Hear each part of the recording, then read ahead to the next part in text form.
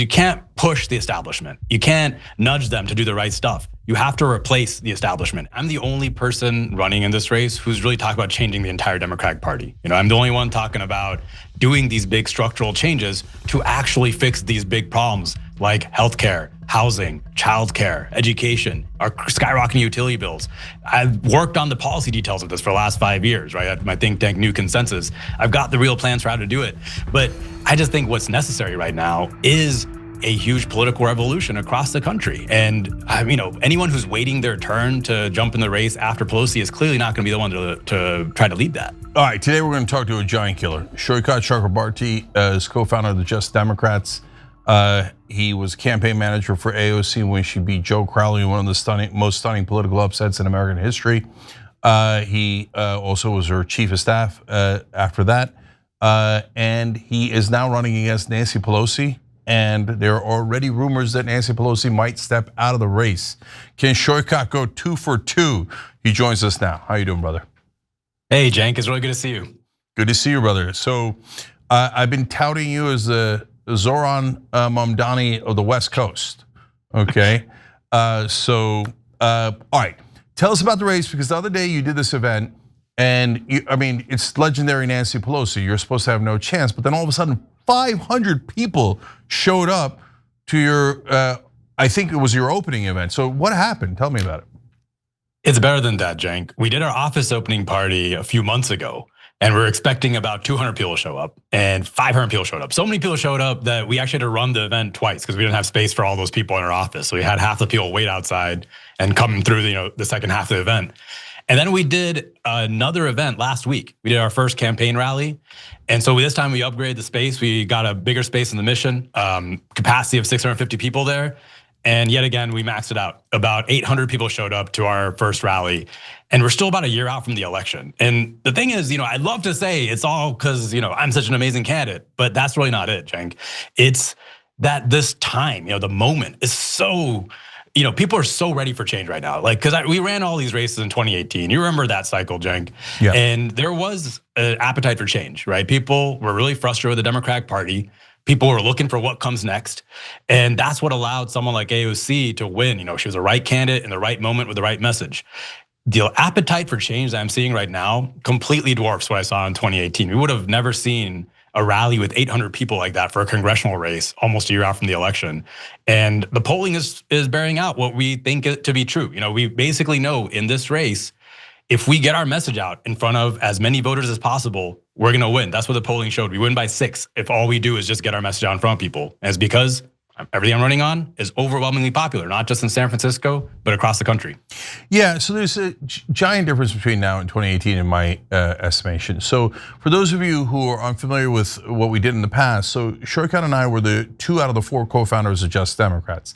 And so we did media here. Rokana came on and joined here. We raised $2.5 million from the Young Turks audience for the candidates. Super proud of that work. But Saikat ran the organization more than anyone else. And then he made the huge bet on AOC, and it was really bold, and it totally paid off. And so he was absolutely critical. Now I tell you that not because, hey, get excited because he's an amazing progressive and et cetera. That's also true, but he's done this before. So it's so what the media often tells you is, oh, it's impossible. Oh my God, don't try, because no, you have to accept 285-year-old politicians. You have to accept that they always work for the donors. You have to accept this, and this, right? Pelosi at this point is 84. I don't know why in the world she'd run again. So, okay, now that leads me to what's different now. Saikat, if you had run against Nancy Pelosi or anyone had back in 2018, they would have had their face ripped off by mainstream media. They would have been like, oh my God, how dare you, you're dividing the party, and she's the master legislator, you're a heretic. And they would have driven you out with pitchforks. But I don't get this, I think mainstream media is so badly hurt that they can't bully people like they used to. That's my sense of it, but you're in the race, what do you think?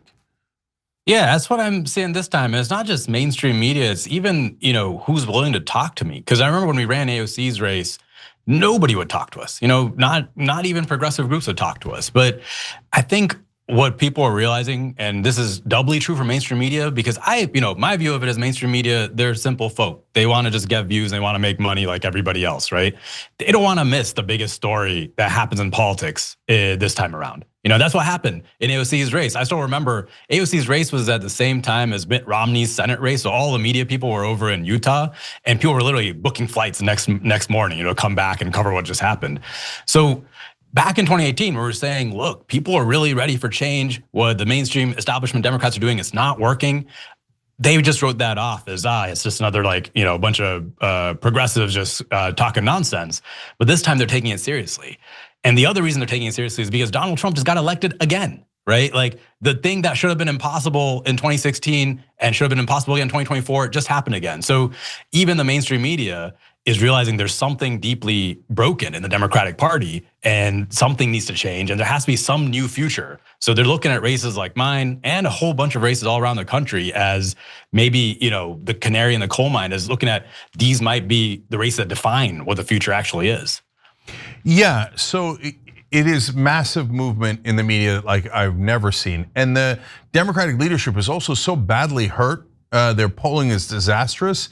So they used to bully people, but now they don't have the power to bully people. So now people are getting to make up their own minds, and it's a beautiful day in America. Democracy's breaking out. So along those lines, so make the case against Nancy Pelosi. Because if Jake Tapper or Joy Reid or whoever was here, they tell you, oh my God, she's the greatest legislator in American history. How dare you, right? So, okay, why are you running against Nancy Pelosi then? I could give you a laundry list of policies where I'm different, right? But all of it really boils down to a completely different approach to how we do politics. Nancy Pelosi is part of an old guard that believes we just need to reform the existing system a little bit. We can just continue ignoring the huge issues that have been piling up for decades when it comes to things like the skyrocketing cost of healthcare, of housing, of childcare, of education. And what I'm saying is, no, we actually have to solve those problems at a structural level. It won't be enough to just reform the ACA a little bit. We need Medicare for all. It won't be enough to just do some childcare subsidies. We need universal childcare. We have to tackle this fundamental problem of people's wages being stagnant for decades while the cost of the essentials have just been skyrocketing. That is why we have Donald Trump in the White House. I think that's why people voted for Barack Obama in 2008. People have been voting for anybody that's pitching bold, sweeping change any chance they get, and they're open to what the change looks like, but they just know the status quo is not cutting it. So at the end of the day, Nancy Pelosi is a candidate that's fighting to keep an old and I believe broken status quo intact. And I'm pitching the actual vision and the ideas that we need to solve these problems, to really solve these problems. I think it's a very pragmatic approach. Yeah, I mean, it's funny and ironic because I actually am tougher on Pelosi than you are. I think she didn't want to do any of those things. I think that her donors paid her to not do any of the Democratic policies. Or she's a terrible politician, terrible legislator, because she didn't get even $15 minimum wage passed. It was supposed to be bare minimum, super easy, right? Public option, bare minimum, super easy. Paid family leave, it's at 84%, super easy. Well, if you're a master's legislator, then you get a bill passed that's at 84% popularity. I don't think she wanted any of those bills passed. But shortcut, people are gonna naturally ask, we've now heard a lot of folks come in here, Fetterman, let alone so many others. Sinema originally was pretending to be a progressive. And they all come in, and then as soon as they get to Washington, they betray us. So how do we know that we can trust you? Well, you look at what I've done for the last 10 years, right? I worked on Bernie's campaign 2016. I started Justice Democrats with you, and I've been going against the establishment my entire time I've been in politics. I've got no friends in the establishment right now, right? And my goal right now, if we do win against Nancy Pelosi, like when we beat her, there's gonna be this huge national spotlight on this race, because that's gonna be a massive story. And I'm gonna say it right now, what I'm gonna do in that moment is call for people to primary Democrats all around the country, right? I think the time for the political revolution inside the party is right now, and it's totally possible. When we did Justice Democrats, I was looking at it as maybe we're gonna do something like a Tea Party for progressives inside the Democratic Party. And my lesson from that period is you can't push the establishment. You can't nudge them to do the right stuff. You have to replace the establishment. And that's what I'm calling on doing, and that's what I'm gonna do. That's the only reason I'm in the race. Yeah, no, I love that. Hashtag replace the establishment. So Saikat, what are your priorities? So if you get in office, look, one of our viewers reached out to you, or a couple did, and you signed on to the populist plank. And those are easy, right? Well, they're easy to say yes to. But somehow magically, all those super popular policies have never passed Congress, right? But tell me what your priorities are. So in 2026, right, we gotta be realistic. Trump's still gonna be president, so I'm not gonna be able to get Medicare for all passed. But what I do think we should do is make corruption front and center. This is the most corrupt president that I think I've seen in ever, in the history of the country perhaps. And it's an overwhelmingly popular issue across the political spectrum. Republicans wanna be anti-corruption, Democrats wanna be anti-corruption. I say we ban congressional stock trading and do a discharge petition on day one. That's what Ro Khanna's doing with the Epstein files right now with Tom Massey, right? It's a way to force a vote on it, is force the issue, make it a topic of conversation, put it at the forefront, and just define that whole election around corruption, getting rid of corruption, banning both people self-enriching inside Congress, Trump self-enriching in the White House, and getting rid of big money in politics. That's at the root of all evil. Yeah, so no corporate PAC money? Of course not. No Israeli lobby money? No any lobby money, but definitely no Israeli lobby money. Yeah, and so you vote to, of course, release the Epstein files, whether it's a Republican or a Democratic president in charge? Yeah, and they should all go to jail, whoever's on there. Yep, that did the crimes. Should we cut funding to Israel? Yes, absolutely. We should be. I mean, what Israel has done over the last 2 years, I've called it a genocide because it is a genocide. That's not just my opinion. That's what the UN has said at this point. We shouldn't be funding it. And this is another piece that doesn't get talked about. It's against our own laws to be funding it. There's a set of laws called Leahy laws, right? You're not supposed to be funding severe human rights violations across in foreign nations. So yes, we should be cutting funding to Israel. And more importantly, at this point, we need to be doing everything we can to make the ceasefire hold, which I'm very skeptical is going to, given the way things are already going. And I'm already hearing reports of the IDF shooting at Palestinians and killing some Palestinians. But we have to hold the ceasefire, and then we have to actually provide funding and make sure Palestinians are at the table in whatever peace process and rebuilding process we get afterwards. But I don't think we can't be giving Israel blank checks to be committing a genocide and continuing to expand into the West Bank.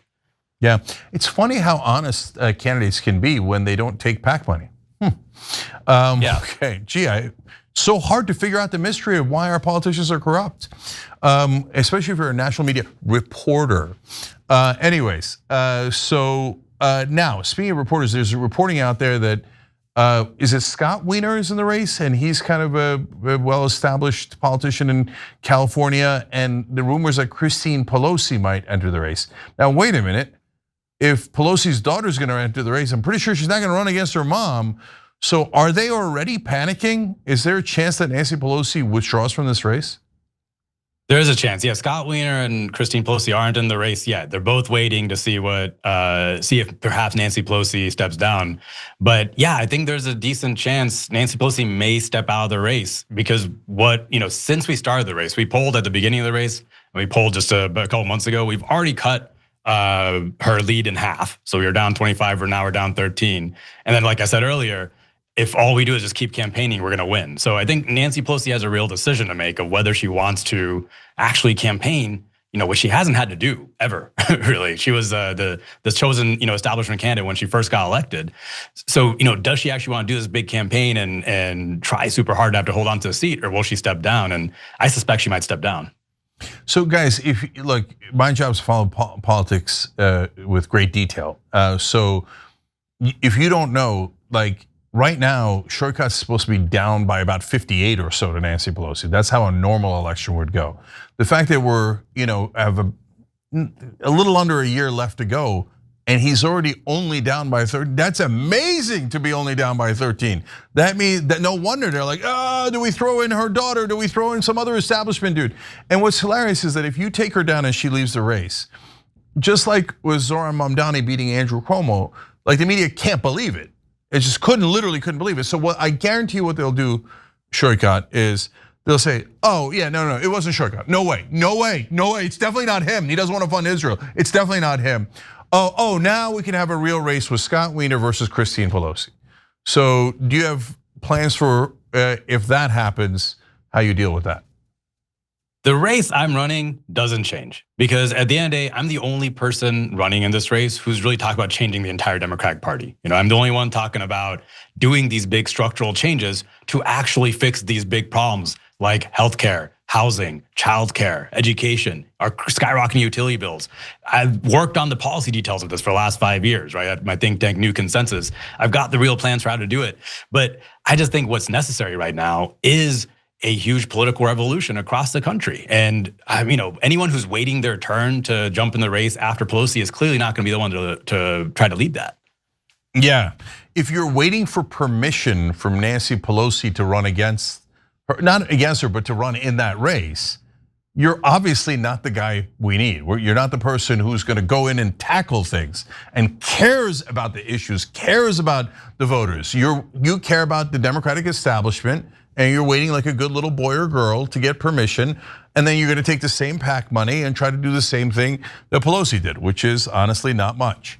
All right, so Saikat, how can people help? How can they create this second miracle for you in terms of being able to take down one of the top Democratic leaders? Well, look, the huge advantage we have in this race right now is people. We've been doing these canvases every weekend on Saturdays and Sundays. We're getting about 50 people to each one. And that's, for people who haven't worked on campaigns, it's mind-boggling. Like usually when you do a canvas this far out from an election, you get 1 or 2 people to show up.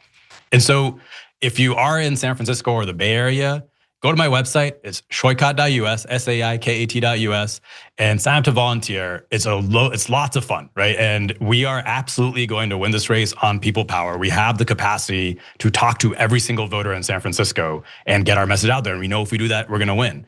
And if you're not in San Francisco or the Bay Area, then if you can donate, throw a few bucks our way, every little bit helps. We're gonna use that for online advertising, TV advertising, everything we can to get the message out.